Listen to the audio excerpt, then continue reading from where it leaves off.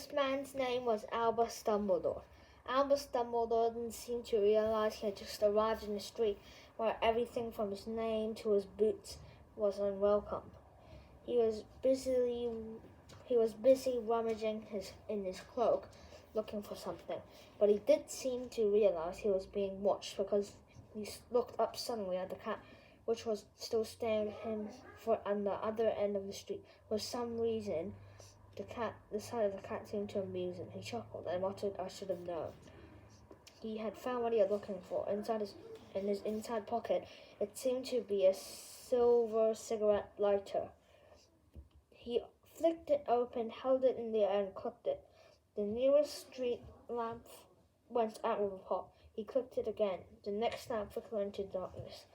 12 times he clicked the put outer, and the only lights left in the whole window were two tiny pinpricks in the distance, which were like eyes of the cat watching him. If anyone looked out of their window now, even beady-eyed Mrs. Rose Dursley wouldn't be able to see anything that was happening down on the pavement.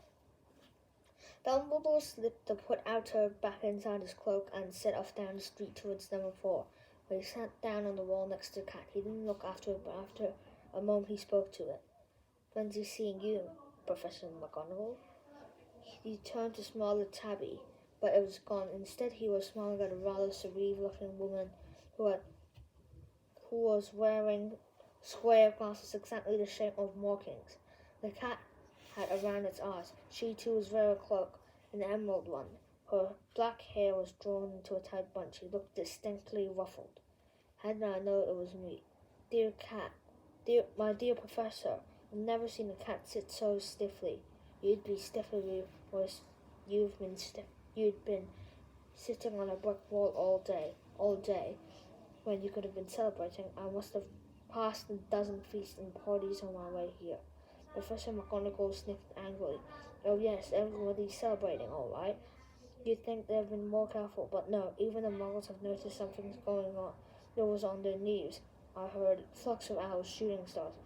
Well, they're not completely stupid. They're bound to notice something. Shooting stars in Kent. I'll bet that was Diddler's Diggle. He never had much sense." "You can't blame them," said Dumbledore gently. "We've had precious little to celebrate for 11 years. I know that, but that's no reason to lose our heads. People are being downright careless, out on the streets in broad daylight, not even dressed in Muggle clothes, spreading rumours." She threw a sharp sideways glance at Dumbledore here, as though hoping he was going to tell her something, but he didn't, so he went on. "A fine thing it would have been if on the very day who seems to have disappeared at last, the Muggles found out all about us." "I suppose he really has gone, Dumbledore." "It certainly seems so," said Dumbledore. "But we have much to be thankful for. Would you care for a sherbet lemon?" "A what?" "A sherbet lemon. They're a kind of Muggle sweet I'm rather fond of." "No, thank you," said Professor McGonagall coldly, as though she didn't think this was the moment for sherbet lemons.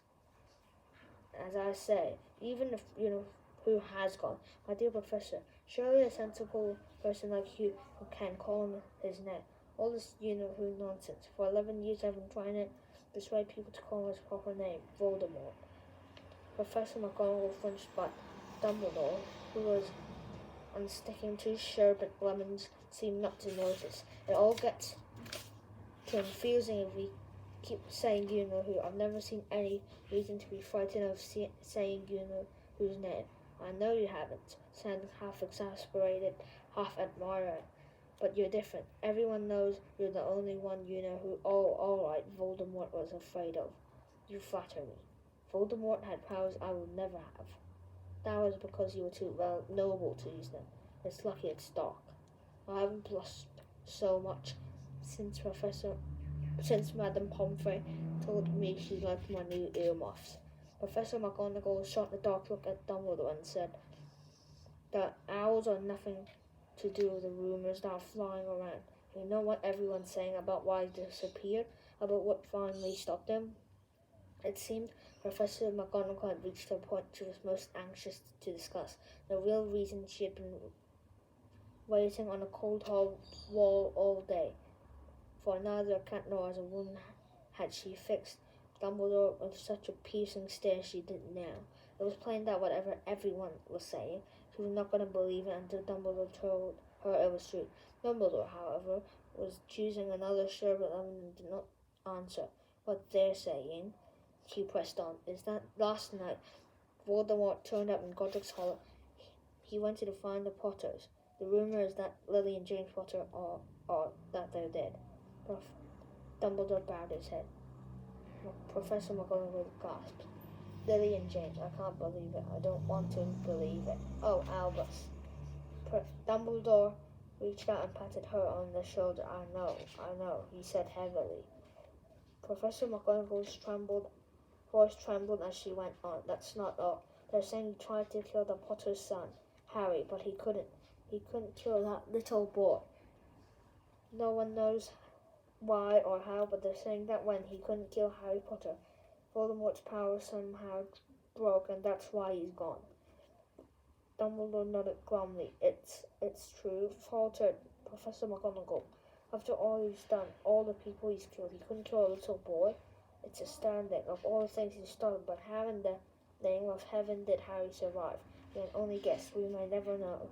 Professor McGonagall pulled out a lace handkerchief and dabbed her eyes beneath her spectacles. Dumbledore gave a great sniff and he looked as he took a golden watch from his pocket and examined it. It was a very odd watch.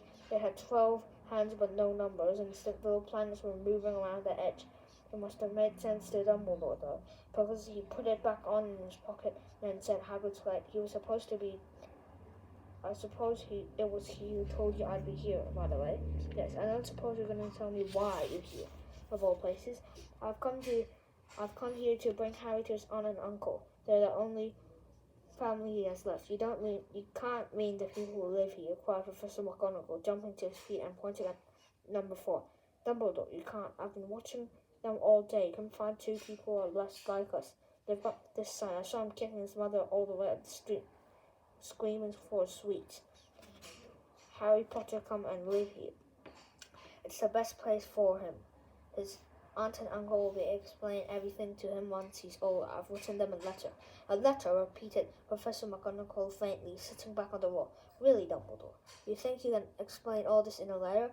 These people will never understand him. He'll be famous, a legend.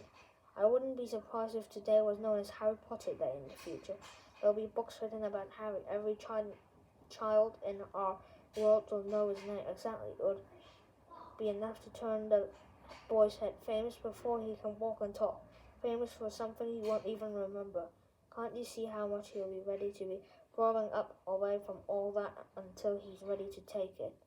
Professor McGonagall opened her mouth and changed her mind and swallowed and said, Yes, you're right, of course, but how is the boy getting here, Dumbledore? He eyed his cloak suddenly as though he was expecting he was hiding Harry underneath it. Hagrid's bringing him. Do you think it was wise to trust Hagrid with something as important as this? I would trust Hagrid with my life, said Dumbledore. I'm not saying his heart isn't in the right place, said Professor McGonagall, but you can't pretend he's not careless. He does tend to... What was that? A low, rumbling sound had broken the silence around the street. It grew steadily louder as they looked up and down the street for some sign of a headlight. It sounded like a roar as they both looked up at the sky. A huge motorbike fell out of the air and landed on the road. If the motorbike was huge, it was nothing to the man sitting astride it. He was almost twice as tall as a normal man and at least 5 times as wide. He looked simply too big to be loud and so wild.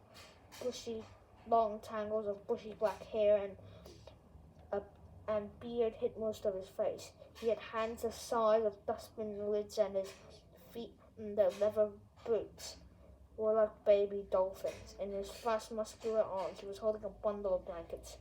Hagrid said, Dumbledore, sounding relieved at last. Where did you get that motorbike? Borrowed it, Professor Dumbledore, sir, said the giant, climbing off the motorbike as he spoke.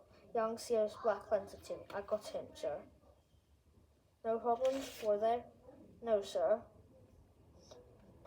The house was almost destroyed, but I got him out all right before the muggles started swarming around. He fell asleep as we were flying over Bristol. Dumbledore and Professor McGonagall bent forward over the bundle of blankets. Just inside, just visible, was a baby boy fast asleep. Under the tuft of jet black hair over his forehead, they could see a curiously shaped cut like a bolt of lightning. Is that where? Yes, he will have that scar forever. Couldn't you do something about it, Dumbledore? Even if I could, I wouldn't. Some scars can come in useful. I have one myself above my left knee, which is a perfect map of the London Underground. Well, give him here, Hagrid. We'd better get this over with.